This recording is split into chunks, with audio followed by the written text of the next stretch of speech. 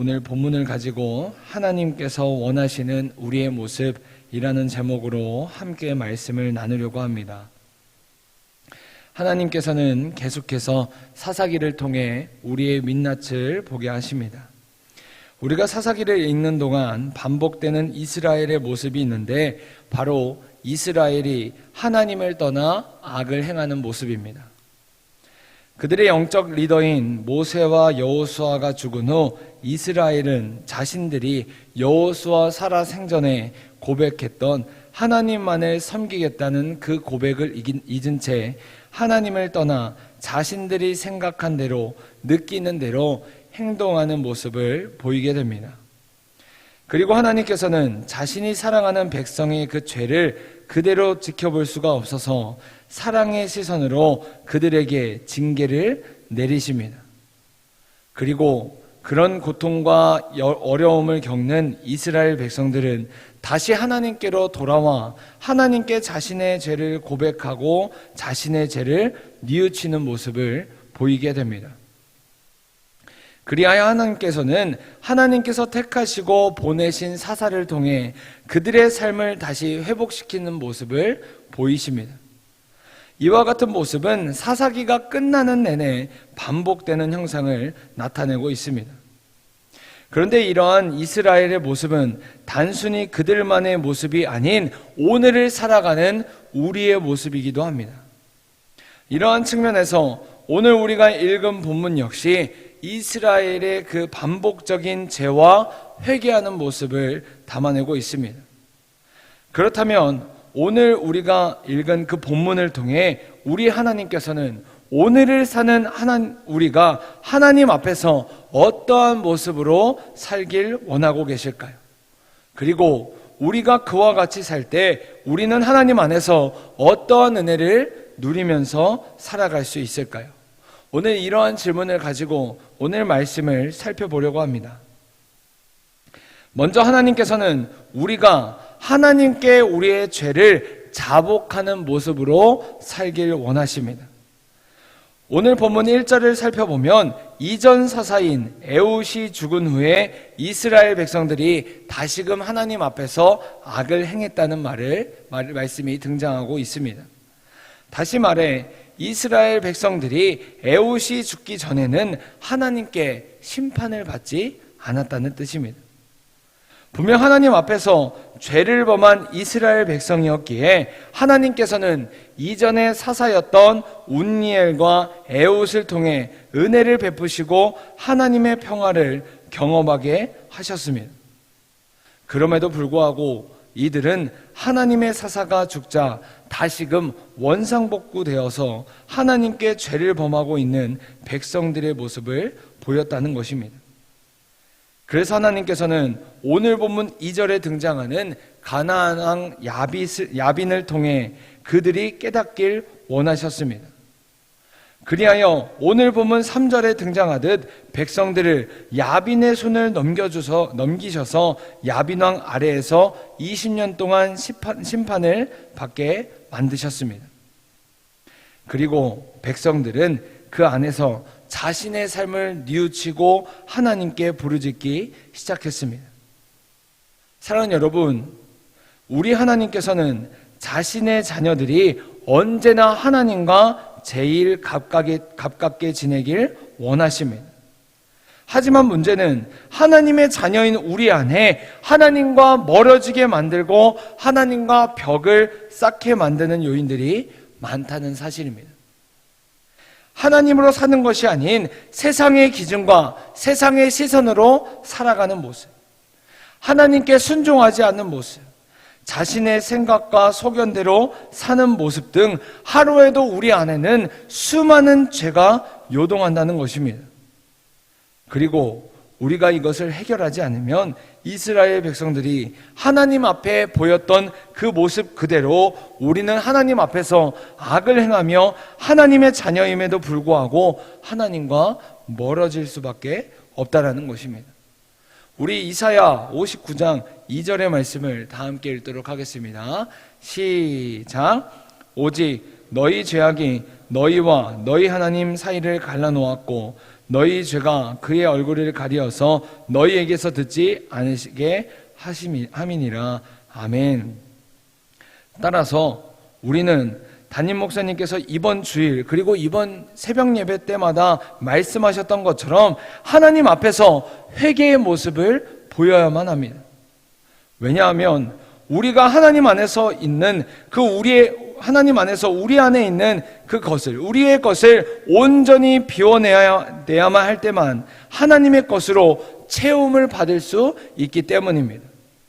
그리고 우리가 하나님의 것으로 채워지게 되면 마치 에스겔서에 등장하는 그 성전에서 흘러나오는 물이 우리의 몸을 전체를 다 뒤덮여서 우리의 몸이 물이 흘러가는 대로 우리가 흘러가는 것처럼 하나님의 전인 우리가 성령으로 충만하여 하나님께서 전적으로 이끄시고 인도하시는 그 삶을 경험할 수 있게 된다는 것입니다. 그러므로 사랑하는 여러분, 바라기는 우리 모두가 날마다 하나님 앞에서 우리의 죄를 자복하는 삶을 살아갈 수 있길 간절히 바랍니다. 우리의 시선으로 우리의 삶을 바라보는 것이 아니라 하나님께서 바라보실 때 하나님께서 원하시는 삶의 모습이 아니라면 우리 안에 있는 작은 것 하나라도 하나님께 진실하게 구하여 하나님의 것으로 채움을 받을 수 있는 삶이 될 수 있길 간절히 원합니다. 두 번째로, 하나님께서는 우리가 하나님의 마음에 맞는 사람의 모습으로 살길 원하십니다. 우리 오늘 본문 4절의 말씀을 다 함께 읽도록 하겠습니다. 시작. 그때 라피도세 아내 여선지자 드보라가 이스라엘의 사사가 되었는데. 아멘. 오늘 성경에는 세 번째 사사인 여선지자 드보라가 등장하고 있습니다. 하나님께서는 죄악이 가득한 이스라엘이 고통 가운데 신음할 때 그들을 회복시키시기 위해 그때마다 사사를 보내셨습니다. 그리고 하나님께서는 하나님께서 세우신 사사를 통해 하나님의 통치하심과 하나님의 그 평화를 백성들에게 경험시키셨습니다. 다시 말해 이스라엘이 다시는 죄를 짓지 않고 완전해졌기 때문에 하나님께서 이스라엘 백성들을 회복시키시고 용서하신 것이 아니라 하나님의 영이 임하여 하나님의 마음에 맞는 그 사람 덕분에 이들은 하나님 안에서 평안을 경험하고 하나님의 은혜를 입었다는 것입니다. 마치 모세 시대 때 이스라엘 백성들이 죄악을 저질러서 하나님께서 죄를 진노하실 때 그때 모세가 백성을 위해서 중보기도하며 나아가 하나님께서 하나님의 뜻을 거두셨던 것처럼, 또한 롯이 소돔과 고모라를 떠나기 전까지 하나님께서 그 소돔과 고모라를 심판을 내리시지 않으셨던 것처럼 하나님께서는 하나님의 사람 한 사람을 보시고 이스라엘의 죄를 덮으셨다는 것입니다. 사랑하는 여러분, 하나님은 언제나 하나님을 진실하게 사랑하고 하나님 앞에 진실한 한 사람을 찾으십니다. 왜냐하면 하나님께서는 목사님께서 지난주 새벽에 말씀하셨던 것처럼 다윗과 같이 하나님의 마음에 맞는 사람을 통해 하나님의 일을 이루어 가시기 때문입니다. 우리 사도행전 13장 22절의 말씀을 다 함께 읽겠습니다. 시작. 패하시고 다윗을 왕으로 세우시고 증언하여 이르시되 내가 이새의 아들 다윗을 만나니 내 마음에 맞는 사람이라 내 뜻을 다 이루리라 하시더니. 아멘. 따라서 우리는 날마다 우리의 마음이 아닌 지금 하나님의 마음은 어떠하신지 예민하게 느끼고 반응해야만 합니다. 그리고 그렇게 될 때 하나님께서는 나를 통해, 우리를 통해 우리의 가정이, 우리의 교회가, 우리의 직장이, 그리고 사업장이 하나님께서 마음껏 활동하시는 터전이 될 줄 믿습니다. 사랑하는 여러분, 우리는 하나님께서 삶의 자리로 보내시는 선교사입니다. 그러므로 바라기는 우리 모두가 다윗처럼, 드보라처럼 하나님의 마음에 맞는 사람이 되어서 하나님의 마음을 흡족하게 만들고 하나님의 마음을 시원케 하는 한 사람이 될 수 있길 간절히 바랍니다. 그리하여 나를 통해 우리가 밟는 모든 땅이 하나님께 영광을 드높이는 곳이 되고, 그리고 나를 통해 우리 주변 사람들이 하나님의 은혜를 경험할 수 있길 간절히 원합니다. 마지막으로 하나님께서는 우리에게 주님의 말씀에 순종하는 모습을 살길 원하십니다. 우리 오늘 본문 6절의 말씀을 다 함께 읽겠습니다. 시작. 드보라가 사람을 보내어 아비노함의 아들 바락을 납달리 게데스에서 불러다가 그에게 이르되 이스라엘의 하나님 여호와께서 이같이 명령하시지 아니하셨느냐? 너는 납달리 자손과 스불론 자손 10,000명을 거느리고 다볼 산으로 가라. 아멘. 오늘 본문 6절을 보면 드보라 이외에 다른 한 명이 등장하는데 바로 바락이라는 사람입니다. 그리고 드보라는 바락에게 가나안 왕 야빈의 군대 장관인 시스라와 함께 싸우러 가라고 말하고 있습니다. 그런데 그녀의 명령은 단순히 드보라가 스스로 생각해낸 것이 아니라 하나님께서 명령하셨기 때문에 순종의 결과로 말했다고 성경은 이야기하고 있습니다. 그래서 6절을 보면 드보라가 바락에게 이스라엘의 하나님 여호와께서 이같이 명령하시지 아니하셨느냐라고 말하고 있습니다. 또한 드보라가 바락에게 하나님께서 이같이 말씀하시지 아니하셨느냐라고 질문한 이유는 바로 바락 역시 하나님의 음성을 들었다는 것을 의미합니다. 그러나 문제는 바락이 그 말씀에 온전히 순종하지 못했다는 것입니다. 여러분, 바락이라는 이름 뜻 안에는 번개라는 뜻을 가지고 있습니다. 하나님께서 바락을 통해 하늘의 번개처럼 바락을 사용하시려고 했지만 바락은 자신의 이름대로 하나님께 쓰임을 받지 못했습니다. 왜냐하면 바락의 시선에서는 하나님께서 약속의 말씀을 주셨음에도 불구하고 시스라가 이끄는 900대의 철 병거가 눈에 들어왔기 때문입니다. 그래서 아무리 하나님께서 자신과 사사인 드보라에게 말씀하셨지만 두려움과 불안함에 휩싸여서 순종의 발걸음을 떼지 못했다는 것입니다.